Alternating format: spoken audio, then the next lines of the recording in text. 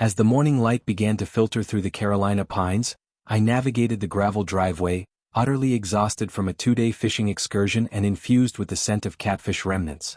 All I longed for was a refreshing shower, a slice of luscious peach pie, and perhaps a moment's rest in the hammock I'd slung amidst my aging pecan trees.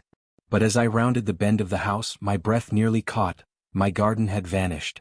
Its place was taken by an entire wedding setup complete with a white silk altar adorned with plastic roses, surrounded by neat rows of foldable chairs. A string quartet under a temporary shelter was adjusting their instruments, and where my tomato beds used to flourish, a champagne bar now stood. Shock gripped me as I stared, my mouth agape like a malfunctioning post box. Had I died out on that lake, I wondered, or was someone about to exchange vows over my beans?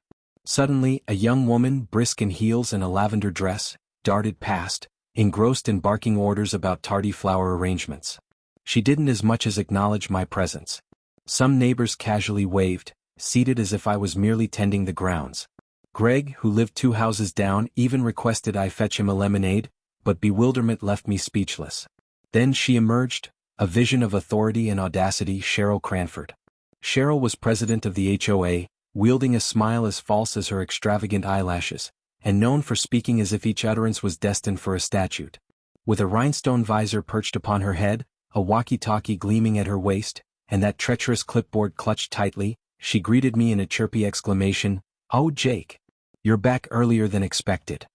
Confounded, I queried, "Cheryl, why is there a wedding in my yard?"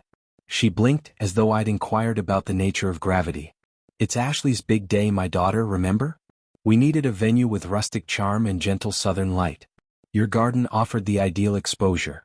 "But it's where my shed, sprinkler system and garden are," I retorted. She dismissed this, akin to swatting a bothersome fly. "Relax, we left your herbs untouched. We only needed the area for ambience.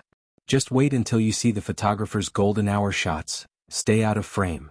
Somehow, I found myself sitting on my porch, bourbon in hand, as anger curled around my spine like ivy clinging to brick. My land, my cherished space, had been commandeered as if it were public property, without a whisper of permission. A full-scale intrusion with caterers, florists, and an arriving 12-piece wedding band armed with amplifiers. Calls to the sheriff deemed the incident a civil matter, and the county assessor informed me that the property had been incorporated within the HOA's jurisdiction a decade ago, meaning any challenge had to be routed through the HOA board. My outreach to them met with voicemail silence. Cheryl had orchestrated her little coup within the gray zones of some obscure HOA rule allowing communal space use for special community events, twisting it into her justification for commandeering my land. She termed it an easement privilege. I labeled it trespass with unyielding arrogance. That evening, as the rehearsal dinner buzzed with champagne-fueled laughter, I remained on the porch, observing my property transform into a backdrop for faces that chose not to recognize mine. One guest mistook me for the gardener. Another handed me their car keys, requesting I relocate their BMW. Cheryl introduced me as the local character to the gathered crowd. I smiled in return, with the quiet understanding that underestimated silence can yield formidable resolve. By 10 p.m., as the event's clatter subsided and Cheryl's cadre of wedding planners departed to their rented vehicles, I wandered to where my tomato plants once flourished. I pondered my late wife's love for the land and its untamed beauty, recalling how she decorated those very trees with lights for our anniversary dinners. She always advised me, when boundaries are breached, don't raise a voice, just construct a superior fence or invite company. I lit a cigar and took a long leisurely puff. The next day, I donned my boots, grabbed my phone and drove down Highway 9 for a quarter of an hour, arriving at the Rusty Sprocket.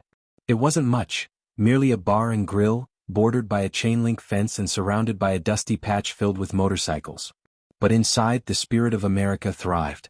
These were my people, bikers, veterans, misfits, gearheads, and genuine folks with no tolerance for pretentious homeowner association nonsense. They respected boundaries and raised hell when trespassed upon. I pushed open the door, nodded to the bartender, and spoke just loud enough to be heard. "I've got a backyard," I announced, "and someone's staging a wedding there tomorrow without my say-so. Anyone fancy helping me decorate?" Every head turned towards me.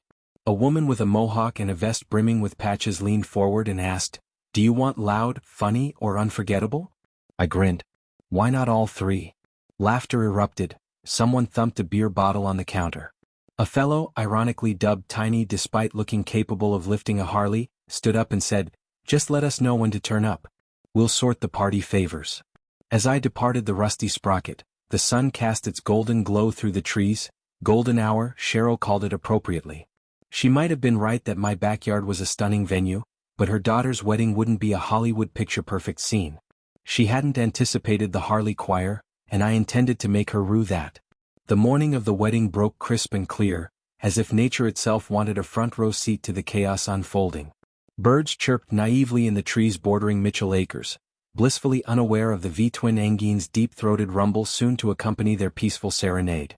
I stood on the porch, sipping coffee, observing the white tents being erected once more on my backyard. Cheryl's legion of vendors arrived in full force. Hairdressers, photographers, floral decorators, and a caterer whose van brazenly parked halfway into my garden without even knocking. These people disregarded my fence line. To them, my yard was simply a rustic backdrop. And I was merely the older gentleman destined to be cropped out of wedding photos. I uttered not a word as they scurried about, adjusting flowers and barking orders into walkie-talkies. I didn't have to. My plan was already in motion. Just down the road, a dozen motorcycles were being polished. Denim vests were shaken out and boots stomped clean of yesterday's dust. I had given the bikers straightforward instructions. Arrive at 2 p.m. sharp, dressed as you are, and bring the noise. Meanwhile, Cheryl was at her best, circling like a hawk with a clipboard in hand and a headset clamped to her head, as if orchestrating a military campaign rather than her daughter's wedding. I watched as she interrupted a violinist to adjust the sheet music stand's angle and corrected the flower girl's walk 3 times. When she noticed me, she offered a tight-lipped, managerial smile and called out, "Jake, we've rearranged a few things, but fear not, we left your shed alone. If you could stay inside during the ceremony, that would be marvelous." I raised my mug. "Not a problem. Wouldn't want to spoil your aesthetic." She gave me a thumbs up, like she'd brokered peace between nations, and vanished back into the crowd. Once she was out of sight, I got cracking. Around the back of the shed, I connected my outdoor speakers, the ones ordinarily reserved for playing old Johnny Cash tunes while mowing the lawn. Not today. Today Johnny was taking a break. My speakers were primed for something special: screaming goats, countless sound clips, screeching in an array of keys and pitches, a touch of background noise to warm them up before the real guests arrived. By early afternoon, guests in pastel suits and floral dresses began flooding the yard, sipping champagne and feigning ignorance about the freshly churned earth scent beneath their shoes. They posed for photos by my oak tree, wholly disregarding the private property sign that had mysteriously ended up behind a potted hydrangea. I smiled, maintaining the polite facade. Occasionally I waved and they waved back as though I was merely another piece of the garden scenery. At precisely 2 o'clock, a distant rumble grew steadily louder, resembling thunder. The champagne glasses trembled as Cheryl glanced up from her checklist, her brow creased in concern. Suddenly, a motorcycle appeared around the corner, followed closely by several more, forming a staggered procession. Their engines roared fiercely, reminiscent of a beast awakened in the woods. The riders, clad in black leather adorned with chains, sunglasses and tattoos, made quite a sight. A gentleman even sported a Viking helmet and another had a parrot perched on his shoulder.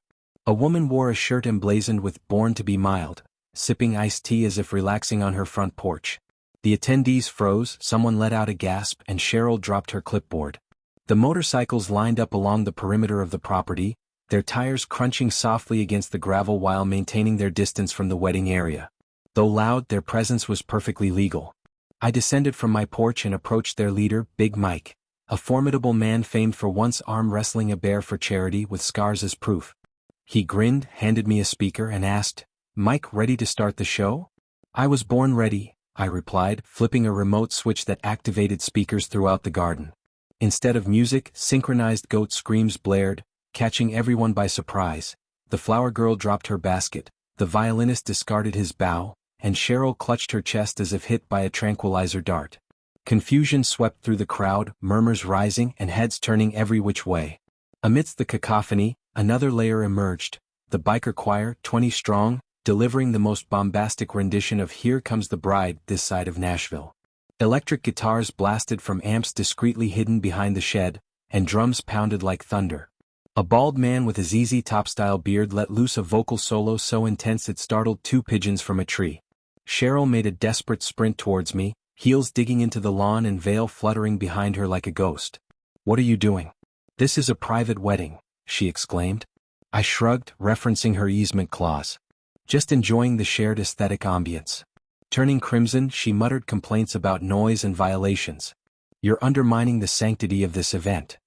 Not unlike hijacking a man's yard for a mimosa bar beside his compost heap, I retorted.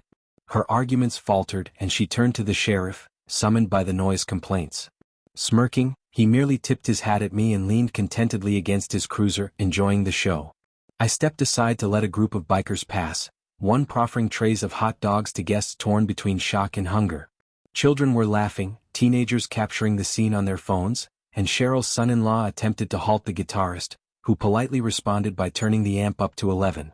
The climax arrived as Donna, a former opera singer turned mechanic, took center stage, delivering a high C that shattered a champagne flute and brought the garden to a standstill. Even the goats paused.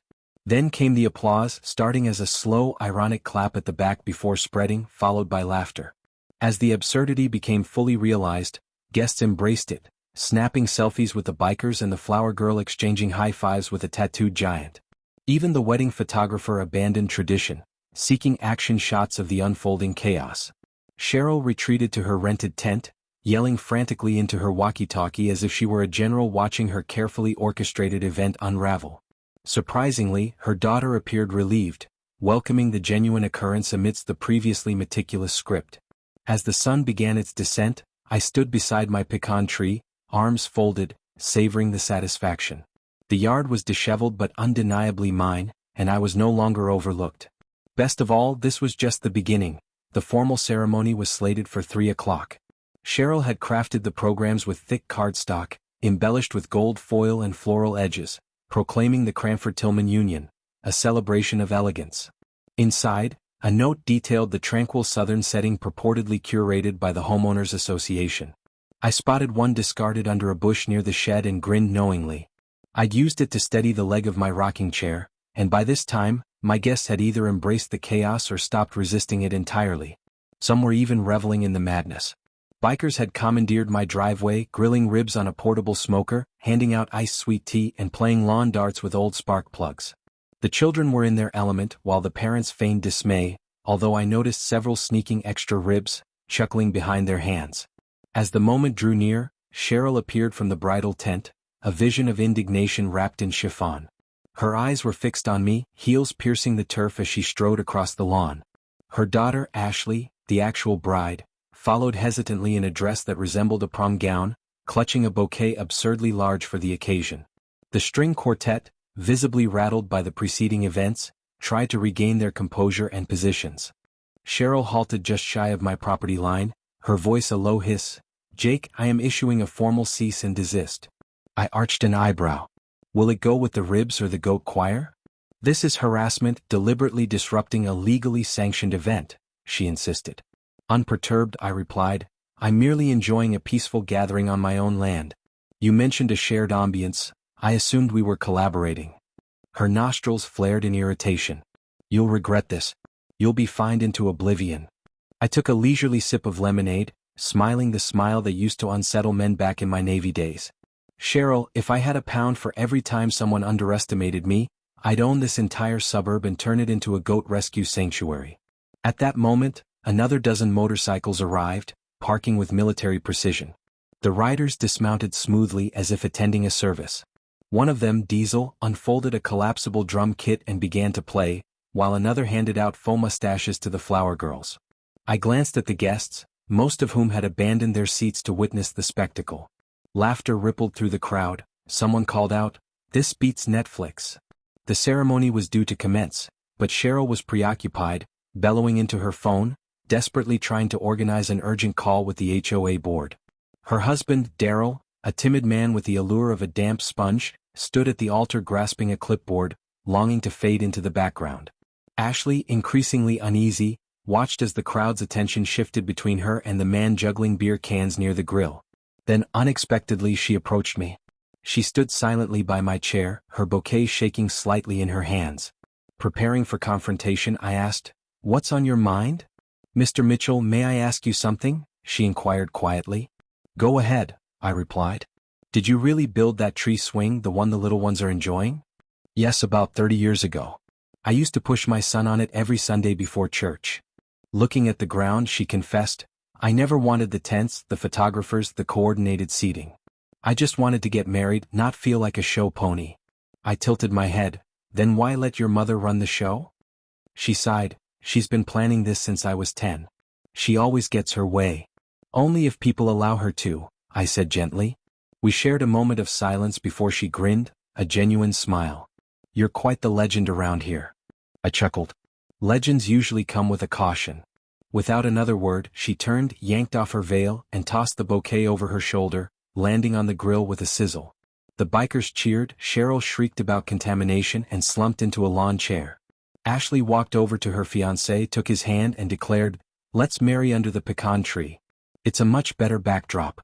So they did just that, relocating the ceremony 15 feet into my yard, beyond the confines of Cheryl's beloved HOA. The officiant, one of the bikers dressed as Elvis for reasons I never questioned, conducted the ceremony with earnestness and just the right touch of pizzazz. The bride and groom exchanged vows barefoot on the earth, smiles adorning their faces. The guests applauded, the goats bleated, and even the lawn seemed to join in the celebration. The string quartet infused their own flair by improvising a bluegrass rendition of the wedding march. Cheryl sat silently, her hands tightly clasped and her lips pressed together as if vacuum-sealed. Darryl offered her a napkin, but she dismissed it with a slap. Once the ceremony concluded, the festivities continued. The bikers arranged tables laden with food and refreshments while music resonated from my porch, drawing neighbors, some familiar faces I hadn't seen in months, to greet me with handshakes and comments like, "You made quite a statement. You should consider running for HOA president." I chuckled politely, steering clear of any aspirations. I simply yearned for solitude with my land, my memories, and the occasional barbecue. As dusk descended and twinkling lights peeked through the oak trees, a biker woman, likely in her 60s with silver braids and adorned in a leather jacket patched with memories of distant places, approached me. She offered a cold beer and settled beside me on the steps. "You did something good today," she noted, to which I modestly replied, "I mostly just made noise." "No," she insisted, gazing at the revelry, "you gave everyone a chance to live even for just one day." I remained silent, observing the bride, barefoot and joyous on my lawn, and sensing an unexpected shift within.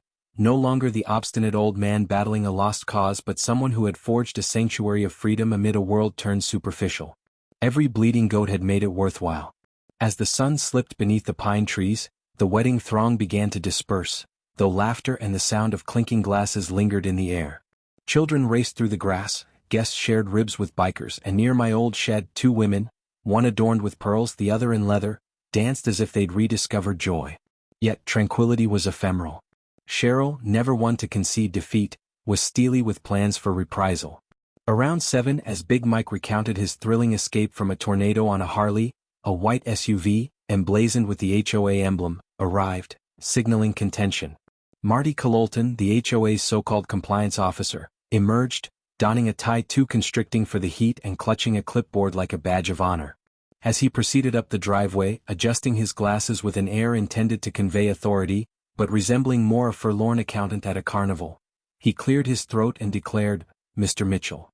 I acknowledged him from my porch seat, beer in hand, flanked by 3 dogs, 2 bikers and a karaoke machine dragged from a sidecar. Marty glanced anxiously about, then announced from his clipboard, "This is an official notice from the Pine Valley Homeowners Association. You are in violation of Section 14, Article B, unauthorized gatherings without board approval. You are fined £5,000 for non-compliance and disruption of neighborhood standards."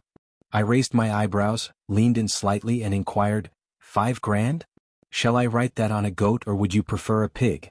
Marty blinked, perplexed, but before a reply could emerge, Cheryl charged forward, ready for confrontation, her hair meticulously sprayed into submission, a stain from spilled sangria tarnishing her blouse. She seethed, "This isn't amusing, Jake. You humiliated me and my daughter, and there'll be consequences." I rose slowly, eased into stretching my back, and descended the steps until facing her. Silence enveloped the crowd around us, even the goats seemed to pause. "I didn't humiliate anyone, Cheryl," I stated clearly. "You managed that on your own. You entered my yard without consent, orchestrated a wedding on ground you don't possess, used my tree, my garden, my space, all without asking. I merely invited some friends to enjoy the scene." She scoffed, retorting, "Don't act as if this was unintentional. You executed a hostile takeover of my event." I surveyed the scene. Children toasting marshmallows over a motorcycle tailpipe, the bride pirouetting through the grass, retirees lounging in chairs swapping tales with seasoned bikers. A man who hadn't donned sleeves since the Reagan era would see it. People simply enjoying themselves. Marty, evidently uneasy, attempted to intervene. "Mr. Mitchell," he began, "the board has deemed your event a breach and according to the HOA charter, we're empowered to levy fines and initiate lien proceedings." I interrupted him. "Are you certain about that?" I asked, witnessing a falter in his response. "Well, yes, the language is quite explicit," he stumbled. I turned, went into the house, returned with a folder and handed it to him. "That's my deed," I stated. "Go ahead, check the date." As he opened it, his eyebrows knitted in confusion. 1973, I affirmed. "Indeed, this land was deeded to me by my grandfather long before Pine Valley HOA ever came into existence. The boundary stops at the drainage ditch. You and your charter have no authority over any part of this property. I'm not part of the HOA, never have been. I simply didn't correct you people, thinking it wasn't worth the fuss. But you've overstepped." Cheryl's face turned as red as a sun-baked beetroot. "That can't be. The land was annexed, it was put to a vote," she protested. "Voted on by people who didn't own it," I replied calmly. "And the county records back me up, I've verified it twice." Marty paled, adjusting his glasses, mumbling about needing legal confirmation. He retreated so swiftly he nearly stumbled over his clipboard. The crowd cheered, a beer was cracked open and the DJ, feeling bold, cranked up, "We're not gonna take it."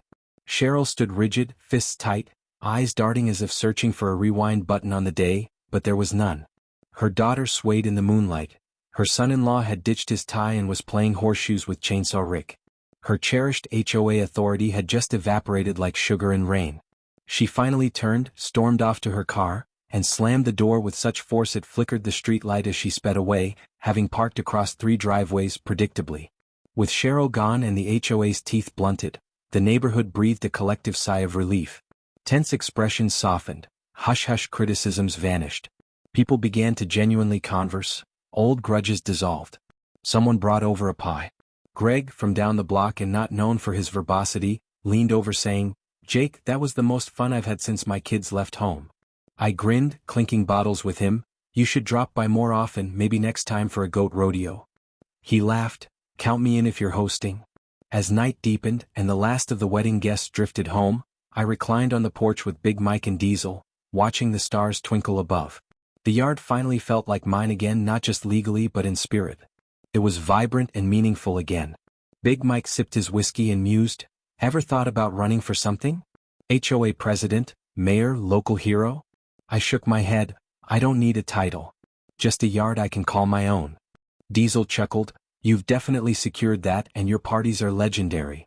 I gazed over the grass, still showing signs of the night's festivities, subtly sparkling with remnants of Cheryl's ill-fated centerpieces.